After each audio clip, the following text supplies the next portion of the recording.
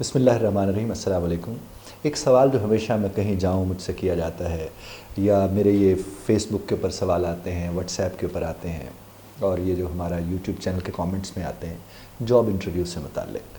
تو میں آج آپ سے چند باتیں کروں گا، اور اگر آپ ان کا دھیان رکھ لیں گے تو آپ ہو ہی نہیں سکتا آپ کو نوکری نہ ملے، میرے اللہ کے کرم سے، بے شک میرے اللہ کے کرم سے. اب دیکھیے جناب، آپ جب بھی کسی جاب کے لیے انٹرویو کے لیے جاتے ہیں تو سب سے پہلے جو آپ کو چیز دیکھنی چاہیے، سب سے پہلے وہ یہ دیکھنی چاہیے کہ آپ کو یہ والی نوکری چاہیے کیوں. اگر وہ نوکری آپ کو ہر قیمت پر چاہیے، ہر حالت میں چاہیے، اور بڑی زبردست قسم کی نوکری ہے، بڑی زبردست جاب ہے، تو آپ کا پہلا کام یہ ہے کہ آپ اس جاب، جس کمپنی میں یعنی وہ جاب آپ کرنا چاہ رہے ہیں، اس کمپنی کا آپ کو چھوٹی سے چھوٹی بات کا بھی پتہ ہونا چاہیے جو اویلیبل موجود ہے وہاں پر. اور وہ چھوٹی سے چھوٹی بات کس چیز کے متعلق؟ کمپنی کے متعلق جنرلی پتہ ہونا چاہیے، اور اسپیسیفکلی جس جاب کے لیے آپ جا رہے ہیں آپ کو اس کا پتہ ہونا چاہیے. اس کے بعد اچھی خاصی تحقیق کریں، ریسرچ کریں، دیکھیں. ہو سکتے تو ملیں کچھ لوگوں سے جو سینئر لوگ ہیں، جو اسی شعبے سے متعلق لوگ ہیں، بے شک وہ اس کمپنی کا نہ ہو، آپ ان سے ملیں، ان سے بات کریں. آپ یہ کر کے دیکھیے. اپنے نوٹس بنائیے. پھر جب آپ کو کوئی جاب ملتی ہے تو اس میں سوال جس طرح کے ہوتے ہیں، اس میں ہوتا ہے کہ آپ کے ہونے سے فرق کیا پڑے گا. تو آپ کے ہونے سے کیا فرق پڑ سکتا ہے، یہ تبھی آپ کر سکتے ہیں جب آپ کو علم ہو کہ کون سا فرق چاہیے وہاں پر، یا کون سی چیزیں جو وہاں مختلف نہیں ہیں. جب آپ یہ چیز دیکھیں گے تو آپ کو اندازہ ہوگا. تو سب سے پہلا کام آپ نے یہی کرنا ہے. جب آپ نے یہ کام کر لیا تو آپ کو اگلا کام کیا کرنا ہے؟ آپ کو اس سے اگلا کام جناب والا یہ کرنا ہے کہ اپنے نوٹس بنانے ہیں، اپنی اسٹرینتھ کے، اپنی ویکنس کے. آپ کسی چیز کو اگر پلان کرتے ہیں، نارملی یہ ہوتا ہے کہ آپ کہتے ہیں میں یہ کر دوں گا.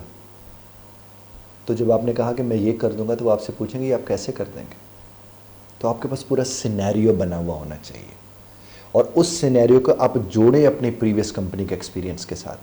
مثال کے طور پر ایک صاحب کہتے ہیں کہ ہمارے پاس ایک آدمی ہے جو بالکل کام نہیں کرتا، توجہ نہیں دیتا، دوسروں کو الزام دیتا ہے. اگر ایسا بندہ آپ کا کولیگ ہے، آپ کے ساتھ کام کر رہا ہے، یا آپ کا سبارڈینیٹ ہے، آپ اسے کیسے کام لیں گے؟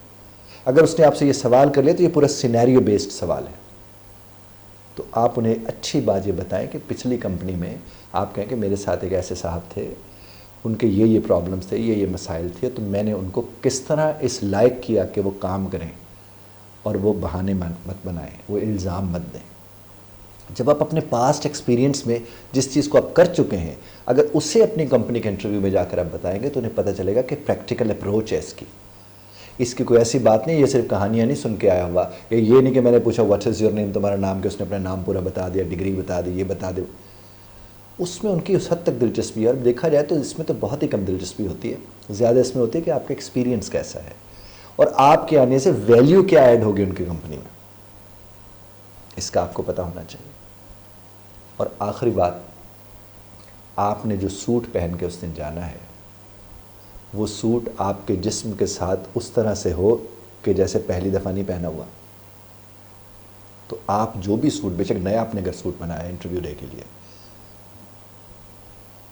تو جناب والا آپ کو اس سوٹ کو انٹرویو والے دن پہننے سے پہلے پہن لینا چاہیے.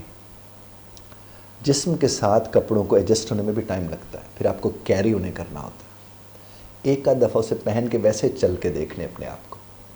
جوتا اگر اس دن وہ بھی نیا پہن، ویسے تو نیا نہیں پہننا چاہیے اس دن، اچھا چلا ہوا جوتا جو ہے، پالش والش اچھی کر کے. ٹائی ہے اگر آپ لگاتے ہیں تو ٹائی لگا کے جائے، ویسے ٹائی لگانے سے انسان اچھا ہی لگ رہا ہوتا ہے جب وہ کوٹ ووٹ پہنتا ہے، ٹائی لگا کے جاتا ہے، وہ آپ کر سکتے ہیں. اور اس سے بھی اہم کام، جب آپ وہاں پر جائیں تو انٹرویو کے جو باہر لوگ بیٹھے ہوتے ہیں نا آپ کے ساتھ ساتھ بات کر رہے ہوتے ہیں، چونکہ جو سارے کمپیٹیٹرز ہوتے ہیں آپ کے، وہ بھی اس کے لیے آئے ہوتے ہیں، ان کے ساتھ زیادہ بات کم ہی کریں. اور جو اندر سے واپس آئے اس کے ساتھ تو بالکل ہی بات نہ کریں. اکثر لوگ کہتے ہیں ان سے بات کریں، وہ آپ کو بتا دیتے ہیں. نہیں، آپ کا جو اپنا کام ہے، جو اوریجنل آپ ہو، وہ کہیں نہ کہیں خراب ہو جاتا ہے. جب آپ ادھر کے کچھ سن لیتے ہیں، کچھ ادھر کے سن لیتے ہیں، تو آپ کے دماغ میں وہ جو اپنے پلان پورا بنایا ہوتا ہے وہ سارے کا سر آگے پیچھے ہو جاتا ہے. آپ جائیں وہاں، اور اگر آپ کو شوق ہے نہیں میں سنتا ہوں، میں پروسیس کر لیتا ہوں، اسے فلٹر کر لیتا ہوں، میں اپنی بات کرتا ہوں، تو بہت اچھی بات ہے. یہ تو ہونا چاہیے. لیکن اکثر ہم لوگ یہ کہتے ہیں انٹرویو والوں کو کہ آپ اس طرح سے. دوسری بات یہ ہے کہ آپ نے اپنے انٹرویور کے ساتھ الجھنا نہیں ہے. چونکہ خاص طور پر پاکستان کی بات میں آپ سے عرض کروں گا، باہر کا تو مجھے اتنا زیادہ علم نہیں ہے، یہاں پر بہت کم ایسا ہوتا ہے کہ جو آپ کا انٹرویو لینے والا ایک شخص سے زیادہ اگر لوگ بیٹھے ہوں تو وہ انٹرویو لینے کی سکل ان میں ہو، وہ کہیں نہ کہیں آپ کو نیچا دکھانے کے لیے بیٹھے ہوتے ہیں۔ تو ان کی انا کی تسکین اس میں ہے کہ آپ ان کے ساتھ الجھیں نا۔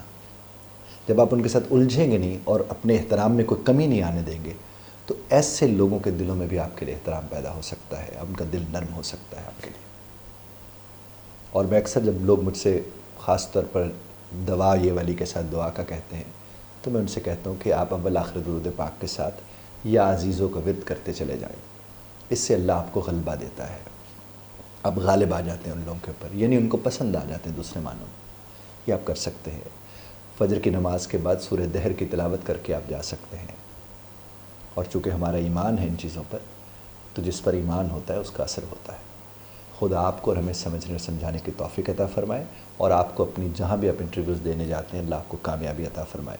بہت شکریہ دھیان سے سننے کا۔ اختلاف رائے کا حق آپ محفوظ رکھتے ہیں، بذرت طرز اختلاف رائے کا خیال رکھیے گا۔